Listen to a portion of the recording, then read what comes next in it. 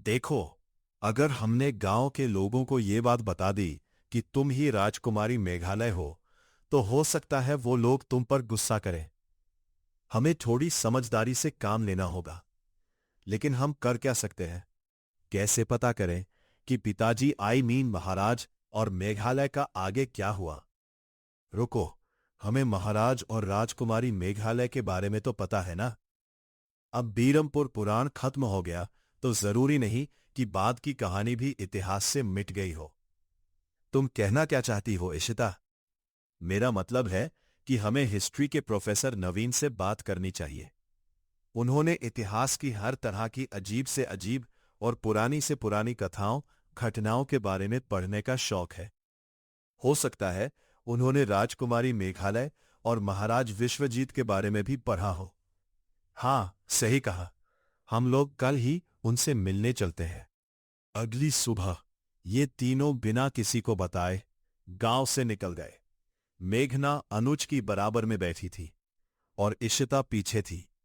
वैसे अनुज, एक बात पूछूं? हाँ, बोलो। मैं तो मेघना की बेस्ट फ्रेंड हूं, लेकिन तुम मेघना के लिए इतना क्यों फील कर रहे हो, जो उसकी हेल्प करने के लिए हमेशा तैयार रहते हो? इस पर मेघना ने इशिता की तरफ देखा। इशिता, मैं इस टाइम बहुत सीरियस हूं। तुम प्लीज ऐसी कोई बात मत करो।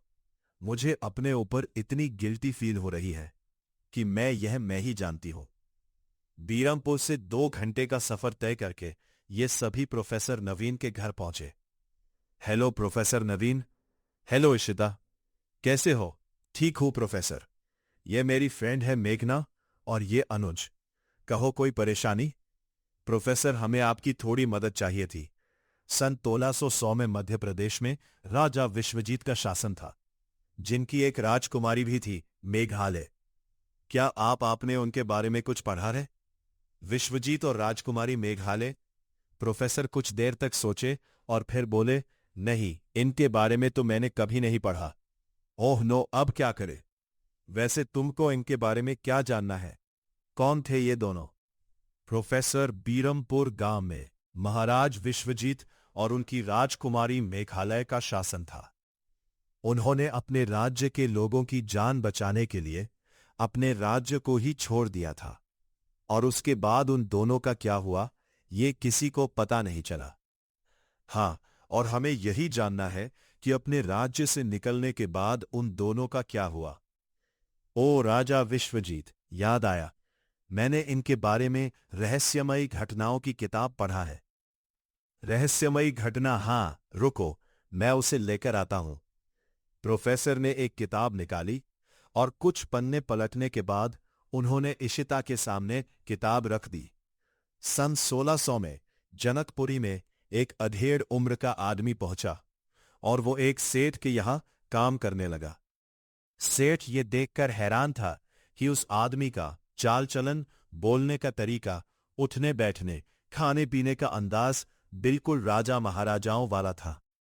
लेकिन पूछने पर वो बताता था कि वो एक मजदूर का बेटा है और अब अनाथ है।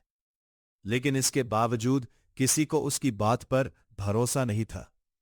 रात को सोते समय वो बार बार राजकुमारी मेघालय का नाम पुकारा करता था। धीरे धीरे उसकी तबीयत बहुत खराब होने लगी और उसके माथे पर हमेशा चिंता की लकीरें नजर आती थी।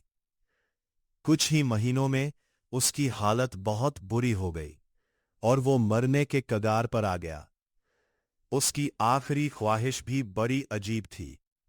उसने कहा कि उसे मरने के बाद उसका अंतिम संस्कार ना किया जाए, बल्कि उसकी लाश को बीरमपुर गांव पहुंचा दिया जाए। लेकिन उस समय जनकपुर और बीरमपुर के बीच कहासनी चल रही थी। इसलिए उस सेठ ने उसकी लाश को ताबूत में बंद किया और उसे जनकपुरी के जंगल की एक गुफा में रखवा दिया। ये सुनकर मेघना की आंखों में हल्के से अश्क नजर आए। मतलब उन्होंने मरते मरते भी अपनी प्रजा की सोची। मतलब आपका बहुत बहुत शुक्रिया प्रोफेसर। आपकी वजह से हमारी बहुत हेल्प हुई है। You are welcome. ये तीनों प्रोफेसर से विदा लेकर वहां से निकले। अब हमें जनकपुरी जाना है और उस गुफा के अंदर उस ताबूत को खोज निकालना है। लेकिन इतने सालों बाद उनकी लाश हमें मिलेगी भी कि नहीं, वो तो वहां जाकर ही पता चलेगा। ये तीनों अब वापस से बीरमपुर पहुंचे। अनुज, इशिता, मेघना। हाँ पिताजी, तुम तीनों कहां से आ रहे हो? वो पिताजी, ये सब देखने जानने के बाद हम तीनों को काफी डर लग रहा था, तो हमने सोचा थोड़ा घूम कर आते हैं। ठीक है, लेकिन अभी भी निशिर मोलो से हम आजाद नहीं हैं। रात में कोई कहीं नहीं जाएगा। ठीक है जी पिताजी। ये तीनों घर के अंदर पहुंचे और अनुज इनके साथ कमरे में गया। हम लोग शाम को 5 बजे यहां से निकलेंगे। ठीक है, लेकिन किसी ने देख लिया तो? कोई नहीं देखेगा। हम वहां जाएंगे, महाराज विश्वजीत की लाश ढूंढेंगे और उसे लाकर खंडहर में रख देंगे। बाकी का प्लान बाद में करेंगे। ये क्या बातें कर रहे हो तुम तीनों? मुखिया की आवाज सुनकर ये तीनों चौंक पड़े। उस समय मुखिया के साथ तांत्रिक महाराज और ठाकुरन ने भी इनकी बातें सुन ली थी। पिताजी वो क्या? अनुज बेटा, जो भी बात है ठीक से बताओ। महाराज विश्वजीत के बारे में तुम क्या बोल रहे थे? निशिलो इसीलिए गांव में घूम रहे हैं क्योंकि उनको महाराज विश्वजीत की लाश चाहिए। उनकी लाश जनकपुरी के जंगल की गुफा में रखी है। लेकिन तुमको ये सब कैसे पता? और जैसा कि राजकुमारी मेघालय ने तय किया था कि निशिरलो जब ही जाएंगे जब राजकुमारी के कदम बीरमपुर की जमीन पर पड़ेंगे। तो ऐसा कैसे हुआ? इस पर मेघना ने एक कदम आगे बढ़ाया, क्योंकि राजकुमारी यहां आ चुकी है। कौन? मैं मेघना। पिछले जन्म में राजकुमारी महिलाएं मैं ही थी। ये सुनकर सभी की हैरानी का कोई ठिकाना नहीं रहा। मुखिया का मुंह खुला का खुला रह गया। ये तुम क्या कह रही हो? हां, जब से हम यहां आए हैं तभी से वो वापस आए हैं।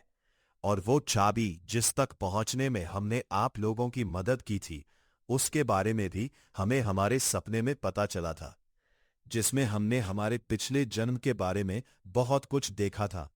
जो भी हमने सपने में देखा वो सभी राजमहल में मौजूद है।